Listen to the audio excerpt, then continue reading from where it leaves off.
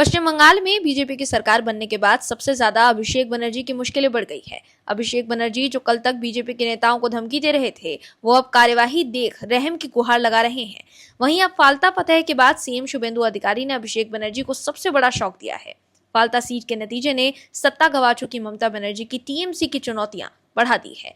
इसकी पहली आंच अभिषेक बनर्जी पर पड़ने की उम्मीद की जा रही है। टीएमसी कैंडिडेट जहांगीर खान के सरेंडर के बाद टीएमसी इस सीट पर जमानत भी नहीं बचा पाई, तो वहीं दूसरी ओर शुभेंदु अधिकारी ने टीएमसी को नोटा चैलेंज दिया है। बंगाल में प्रतिष्ठा का प्रश्न बनी फाल्ता विधानसभा सीट पर बीजेपी ने 1,09,000 से ज्यादा वोटों के अंतर से जीत हासिल की है। इस सीट पर टीएमसी की जमानत जब्त हो गई है। टीएमसी के बाहुबली कैंडिडेट जो अपने आप को पुष्पा कह रहा था, उसके दावों की हवा निकल गई। चुनाव से पहले ही वो मैदान छोड़कर भाग निकले। जहांगीर खान सीपीआईएम और कांग्रेस से पीछे चौथे नंबर पर रहे।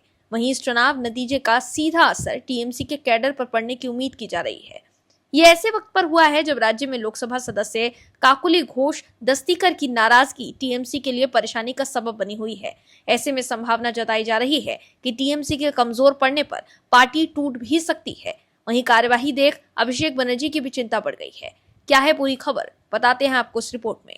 दर्शकों, बीजेपी की सरकार बनने के बाद अभिषेक बनर्जी के खिलाफ कार्यवाही शुरू हो गई है। सीएम शुभेंदु अधिकारी ने अभिषेक बनर्जी के भ्रष्टाचार की फाइलें खोल दी है। वहीं अब फाल्ता के रिजल्ट से उत्साहित सीएम शुभेंदु अधिकारी ने टीएमसी के डायमंड हार्बर मॉडल पर प्रहार किया है। सीएम शुभेंदु ने कहा कि आने वाले दिनों में टीएमसी नेताओं को जीतना तो दूर, वोटों के लिए नोटा से मुकाबला करना पड़ेगा। वहीं टीएमसी से बीजेपी में नए तापस राय ने तो बाकायदा डायमंड हार्बर लोकसभा सीट से अभिषेक बनर्जी की हार का ऐलान कर दिया है।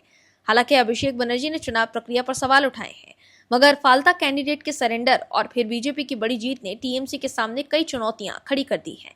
फाल्ता अभिषेक बनर्जी के डायमंड हार्बर लोकसभा क्षेत्र का हिस्सा है और 2024 के संसदीय चुनावों में इसने उन्हें 1.68 लाख वोटों की बढ़त दिलाई थी।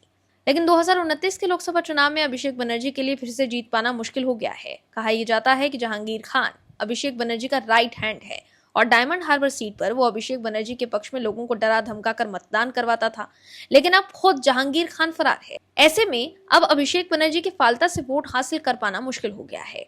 वहीं इस निर्वाचन क्षेत्र में राजनीतिक रूप से अप्रासंगिक होने के कारण लगभग 20% वोट हासिल करने तक माकपा का उदय एक अलग ही कहानी बयां करता प्रतीत होता है। जिस तरह से सीपीआईएम और कांग्रेस को टीएमसी से ज्यादा वोट मिले, उससे मनोवैज्ञानिक तौर पर टीएमसी को झटका लगा है। सीपीएम और कांग्रेस के टीएमसी से आगे रहने के साथ इस नतीजे में पश्चिम बंगाल की विपक्षी राजनीति में उथल-पुथल मचने की संभावना बन सकती है। ऐसे में सवाल उठ रहा है कि क्या टीएमसी के वोटर्स अब समझ गए हैं कि टीएमसी के लिए अब जीत पाना मुश्किल है, इसलिए अब वो माकपा और कांग्रेस की ओर शिफ्ट हो रहे हैं। वहीं अब करारी हार के बाद अभिषेक बनर्जी तिलमिला गए हैं। नतीजों के बाद अभिषेक बनर्जी ने चुनाव आयोग से स्पष्टीकरण मांगते हुए कहा कि इस चुनाव में बहुत सारी विसंगतियां पाई गई हैं। उन्होंने कहा कि पहली बार चुनाव के बाद 3 बजे तक केवल 2 से 3 राउंड की गिनती पूरी हो पाई थी, जबकि इस बार 3 बजे तक 21 राउंड की गिनती पूरी हो गई। वहीं कोलकाता में अवैध निर्माणों के खिलाफ चल रहे ताबड़तोड़ बुलडोजर एक्शन के बीच अभिषेक बनर्जी के सुर अब नरम पड़ते हुए दिखाई दे रहे हैं। कोलकाता नगर निगम द्वारा संपत्ति के मूल्यांकन और घर के अवैध हिस्से को ढहाने के संबंध में दिए गए नोटिस पर अब अभिषेक बनर्जी ने समय की मांग की है। जानकारी की माने तो कोलकाता नगर निगम द्वारा की गई समय सीमा सोमवार को समाप्त हो रही थी। इससे ठीक पहले रविवार को अभिषेक बनर्जी के वकील की ओर से नगर निगम को एक आधिकारिक पत्र भेजा गया, जिसमें कानूनी प्रक्रियाओं और जवाब दाखिल करने के लिए 10 दिनों का समय मांगा गया है। दर्शकों, पश्चिम बंगाल में सरकार बदलते ही बुलडोजर एक्शन भी शुरू हो गया है। बीते सोमवार को कोलकाता नगर निगम के अधिकारियों ने कालीघाट रोड और हरीश मुखर्जी रोड स्थित अभिषेक बनर्जी के 2 आवासों पर नोटिस चस्पा किया था। निगम ने साफ तौर पर पूछा था कि क्या इन मकानों में किए गए अतिरिक्त निर्माण के लिए निगम से अनुमति ली गई थी। इसके साथ ही कालीघाट स्थित शांति निकेतन आवास के अवैध हिस्से को ढहाने का भी निर्देश दिया गया था। सूत्रों के मुताबिक अभिषेक बनर्जी की करीब 17 संपत्तियां इस वक्त प्रशासन के रडार पर हैं। ऐसे में अभिषेक बनर्जी के घर को लेकर भी बुलडोजर एक्शन की संभावनाएं जताई जा रही हैं। यही वजह है कि अभिषेक बनर्जी समय मांग रहे हैं। Bureau report, OMH news. आप दर्शकों से विनम्र निवेदन है कि चैनल को सब्सक्राइब जरूर करें